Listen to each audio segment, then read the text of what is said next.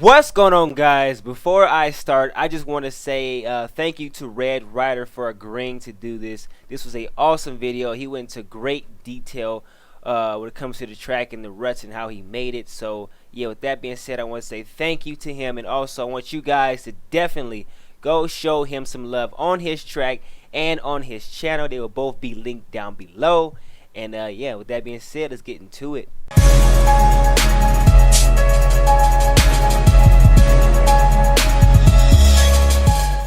Alright guys, so I have Red Rider here, the track creator. First things first, man, I want to ask you, what made you decide to do Glen Helen? Because it's one of the, I would say, one of the more well-known nationals. You know, it's got the big mountain, so, and you want to, as a creator, you want to make something that's gonna stand out. I think. I got you. Okay. So tell me about your journey with the track, man. How long did it take you to make it and all that stuff? So I started working on the height map shortly after I finished Manchester Center SX. And actually, the only reason that I even decided to do something close to a replica is because of Dark Slides. So the community has him to thank for kind of pushing me that way, because he was so stoked about how some of the stuff turned out with the Supercross track. Yeah. And he told me that he thought I was good enough to make a replica track. Oh, so that really at least pushed me in the way of doing it, because before I thought, man, it would be really fun to do Glen Helen. A lot of people would love that. And you know, before I got the program Leveler, I was trying to do it in Photoshop, and trying to make Glen Helen in Photoshop is not very easy to do. Yeah. You're very limited on how many bits, and so with the elevation that Glen Helen has, it's too steep. So yeah. Dark Souls is definitely right, man. You absolutely killed this track, man. I wrote this, I was almost in tears, man. I was like, this is my home track right here in my favorite game, man. I lost it, man. Plus, on top of that, you allowed me to ride the track as it progressed on, and you kept sending me tracks and let me know, hey, no, this is where I'm at with, with the track now. That meant a lot to me, because this is my home track, you know what I mean? I grew up here, and I'm glad you allowed me to give you some input on the track, so I appreciate you for that. Yes, you and Alec definitely helped in the making process. Let me know what you know, looked close to what it is in real life. So that definitely made the track what it is at its current state. So then I just remembered where we were starting off. So I said I started after Manchester, but that was about the beginning of May when I released it. So I would say I started working on Mount St. Helens around that time, but then you and a few other people said that I should make it after this year's version. And so I had to wait before I could even do anything for, you know, at least 2 weeks. Yeah, I remember and that. then the race came out, and then it was get to work time. Yep, and luckily for you, man, the track didn't change all that much. Right. I think most of the back area was the part that changed the most, right? Yeah, that was, I wouldn't say it was the hardest thing to actually do, but it was definitely something that I had to keep continually working at.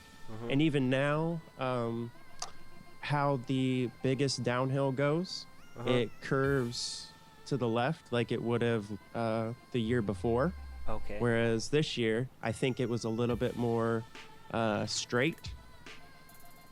Well, so when you come down, it's kind of like this rounded not square, I guess, but a rounded rectangle type turn that kind of bowls. Whereas on this version, there's not really that much of a rectangle type corner. I got you. Well, like me being there, I think you like if you weren't to tell me that, I wouldn't have never really noticed it, because me being there, I really didn't see much of a difference between the game and how it was this year. You know what I mean? So Cool. yeah, so yeah, I really couldn't tell me. It looked, it looked legit to me when I ride it. You know what I mean? So yeah. At least to me, I think that's one of the problems, because when I was trying to make that back section, when it goes back into the mountains there, it's things started to feel a little bit off, or like this part wasn't far enough, or so I had to constantly rework that one corner. And I had ruts in it before. I don't know if you noticed the one ruts that I did have. They just were not working out whatsoever, and even now it's hard to hit those ruts that I did make, which I like those much better than the other ones before. It's just you're coming down there so fast that it's hard to break even for the inside. Yeah. So I got you on that. So my question is, me being a rut guy, is how long did it take you to make these ruts? Are you talking about ruts and corners? Yes, Or the corners. okay. Those first, Okay, we'll go with those ones first. Those ones actually took me much longer than, say, the ruts in the rhythm section, actually. And it's because it has a curve to it. And so I was thinking about this before, how to explain how some people have different ways of making ruts and or berms. So like I try to look at ruts as if they're small berms. Okay. So if you take that into account, then you can kind of do a rut better, at least what I think anyway. Yeah. But you do have to treat it a tad bit differently than you would, say, a big sweeping berm. Because you've got to either leave the rut on top of the dirt, or also have the rut on top, but then you add another second rut that goes lower into the ground.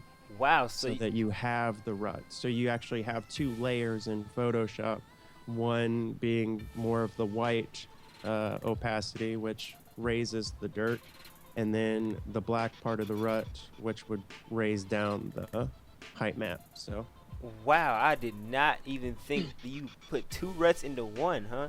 So yeah, for the most part. So how's Yeah, that? you put them side by side. So Okay, can you do me one favor? Can you show me the hardest rut to make on this track? the hardest. Yeah, show it to me. I'll show you the one that I last worked on. Okay. It was that's funny. We'll go through these. A transfer though. Yeah. Hey, there's some cool transfers on here. Yeah. Oh shoot. Let's go this way, because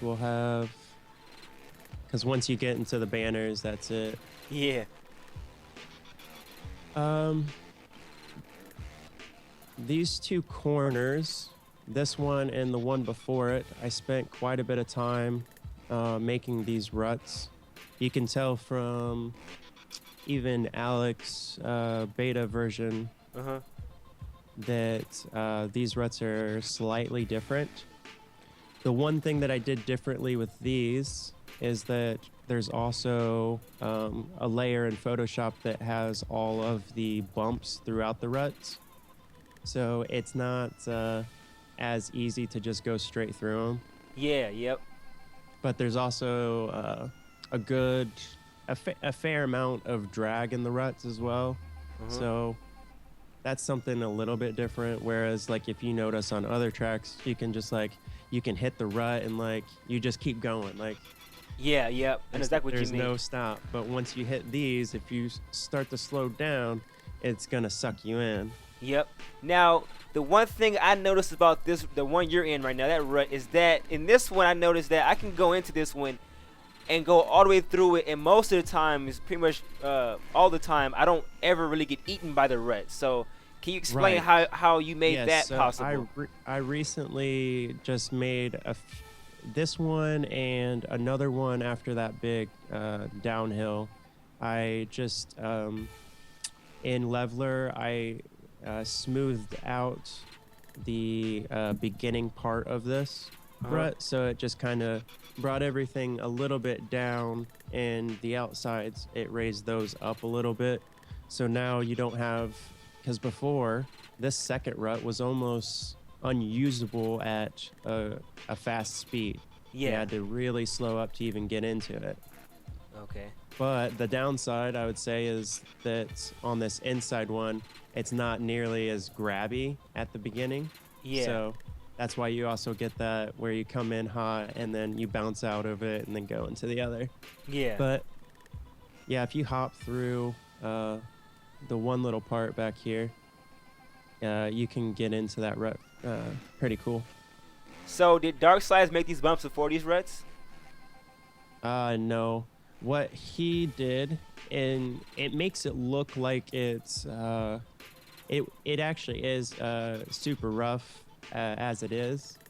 But with the bump models, it makes it look so much more 8 and up. Okay, yeah. I did about 50-50 on bumps with Leveler, and then bumps made with Photoshop. So a few of them, yeah, are made with Leveler. The other, but it took me. One of the problems with making this track is that I started learning how to use a new program. So like anytime you're learning a new program, it's always going to go slow. So if I knew what I know now, the track making process probably would have went like easily 50% faster than what it took me to do. Yeah. Honestly, I figured out how to take a height map from Leveler, import it into Photoshop, and then have the ability to make the ruts that I wanted to make, and then re-import it into Leveler, and then it would come, I could just have the ruts right on the track in Leveler. And the way Gary does his ruts is completely different than how I do mine. He has to take a separate file and do like a defloat. It's called defloat, where he can then place the rut where he wants it on the track in Leveler. But I like the idea of already having the ruts laid down. Like I don't have to do anything. It just imports right in, and then, you know, if you like it, that's good. If you don't like it, then you can go back, re-edit. So I think that's much faster than at least the way that he does it, but obviously he does good ruts, so. Well, it's me being just a rider, man. I'll tell you guys right now, both of your ruts are pretty damn amazing, man. I love both of you guys' ruts. You can fly right into them and they catch you like a glove. Now, I'm liking yours right now because they look really scary, but they don't really kill you. You know what I mean? They don't really eat you alive. That's one thing I really liked about your ruts, is that when you come into them, they don't just suck you into them. You know what I mean? And that's one thing I can really appreciate. So that's why I had to ask you about the ruts. Yeah, like, I changed the softness or the deformation on it, so it's not so extreme that, you know, by the second lap, you know, that one rut that worked really good, it kills you, because it doesn't matter, you know, how slow you go through it. Your handlebars hit something and you're dead. Yeah, exactly. What was gonna ask you here? Oh yeah, you also said that it took you a long time to make it. Can you explain to the people that you also have a job and all that stuff too as well? Oh yeah. So, yeah, I work, you know, a normal at least 40 hours a week. We have every other weekend off. So one week you actually work a total of 4 days. The next week you work 6. And those aren't all like 6 days in a row, of course. Yeah. There's days off in between. I think my longest work day stretch is like 4 days. But yeah, 4 days, that doesn't sound bad. Like right now, I'm about to be on my 7th day working in a row. Okay. So I need money. So come home after work. Yeah. Work on it till like 3 a.m. Go to bed. Wake up. It's like maybe 9 or 10 o'clock. Start working on it for another 3 hours. Get ready for work. Yeah. Pete, like. You see, guys, like they or my put in days off are good. Yeah. You see, guys, they put in a lot of work, man. He goes to work, comes home, and works on this track for you guys, man. So like I said earlier in the video, make sure you guys definitely go show your boy RedRider some love on this track, man. I was with him his whole entire process, man. I've seen all the hard work you put in, and he has to go to work too after that. So he made this for us. So I hope you guys really appreciate it and show him some love.